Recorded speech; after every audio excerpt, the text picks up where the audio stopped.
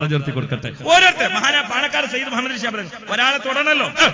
വെട്ടിച്ചിറ ഹക്കീം തങ്ങൾ എന്ന് പറയുന്ന മഹാൻ ഇന്നും ജീവിച്ചിരിക്കുന്ന ആളാണ്. നിങ്ങൾ കേട്ടുക്കണോ? വെട്ടിച്ചിറ ഹക്കീം തങ്ങളെ കേട്ടുക്കണോ? ഇതാ ഇവിടെ എന്റെ ഓരോ അക്ഷരങ്ങളും പിടിച്ചെടുക്കാൻ മലക്കുകൾ ഇരിക്കുന്നുണ്ട്. ഇത് നിങ്ങൾ മാത്രമല്ല, ദുബായിന്നും അബുദാബിന്നും കുവൈറ്റിന്നും അമേരിക്കന്ന് വരെ കേൾക്കുന്നുണ്ട്. വെട്ടിച്ചിറ ഹക്കീം തങ്ങൾ ഇപ്പോഴും ജീവിച്ചിരിക്കണം. എന്തിനാ ഇതിങ്ങനെ പറഞ്ഞറിയോ? ഒരാളെ കറാമത്ത് പറയുമ്പോൾ അതിനൊരു ചേലും കോലൊക്കെ ഉണ്ടാണ്. അതിനാണ് ഇതിങ്ങനെ പറഞ്ഞത്. വെട്ടിച്ചിറ ഹക്കീം തങ്ങൾ ഇന്നും ജീവിച്ചിരിക്കണം. അള്ളാഹു ആഫിയത്തുള്ള ദീർഘായുസ്സ് കൊടുക്കട്ടെ. ഞാൻ അവരെ നാട്ടിൽ വാഴുക. അപ്പൊ ഹക്കീം തങ്ങളെ വീട്ടിലായിരുന്നു എനിക്ക് ചെലവ്. അപ്പൊ ഹക്കീം തങ്ങൾ ഭക്ഷണം കഴിക്കുന്നതിനിടയിൽ എന്നോട് നേരിട്ട് പറഞ്ഞ കാര്യമാണ് നിങ്ങളെ ഞാൻ കേൾപ്പിക്കുന്നത്. പാണക്കാട് സയ്യിദ് മുഹമ്മദ് അലി ഷാബ് തങ്ങൾ വഫാത്താകുന്നതിന്റെ 2 ദിവസം മുമ്പ് ഹക്കീം തങ്ങളുടെ ഭാര്യയുടെ വീട് ഉദ്ഘാടനം. തങ്ങൾ ഹക്കീം തങ്ങളോട് പറഞ്ഞു, അവർ തമ്മിൽ വലിയ ബന്ധമാണ്. ഞാൻ വരും ഉച്ചയ്ക്ക് ഞാൻ വരും. ശ്രദ്ധിക്കണേ, ഈ മഹാൻ ആരാന്ന് തിരിയണം. ഉച്ചയ്ക്ക് ഞാൻ വരും, നിങ്ങളെ വീട്ടിൽ നിന്ന് ചോറയിക്കും.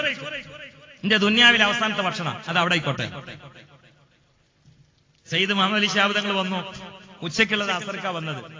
നെയ്ച്ചോറ്, ബിരിയാണി, ചപ്പാത്തി എല്ലാം റെഡിയാണ്. തങ്ങളോട് വളരെ കുറച്ച് തിന്നാൻ പാടുള്ളൂ എന്ന് ഡോക്ടർ പറഞ്ഞിട്ടുണ്ട്. തങ്ങൾ കുറച്ച് തിന്നലുള്ളൂ. പക്ഷെ ഉച്ചയ്ക്ക് ഇരുന്നിട്ട് തങ്ങൾ അങ്ങോട്ട് തിന്നാൻ തുടങ്ങി. നെയ്ച്ചോറ് ഒന്നു, ബിരിയാണി ഒന്നു, ചപ്പാത്തി ഒന്നു, പത്തിരി ഒന്നു, എന്നിട്ട് ഐസ്ക്രീം ഒക്കെ കൈ പോവാണ്. ഡ്രൈവർ ഇങ്ങനെ നോക്കി, ഞാൻ ഇങ്ങനെ തിന്നലില്ല.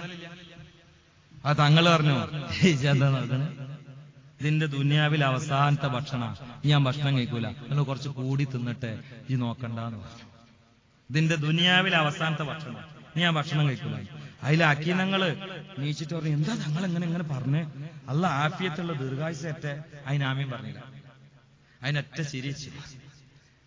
എന്നിട്ട് ആക്കി ഞങ്ങൾ എന്നോട് പറയാണ്, ഭക്ഷണമൊക്കെ കഴിച്ചിട്ട് പറഞ്ഞാലോ ഞാൻ പുറന്ന് കാണട്ടെ. ഒരു 3-4 റൂം കണ്ടിട്ട് അവിടെ ഇരുന്നു.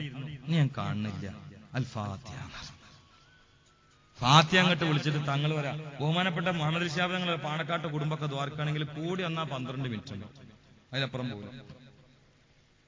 പക്ഷെ ഇത് 35 മിനിറ്റ് തോർന്നു. ആ റബ്ബിയിൽ തോർന്നു.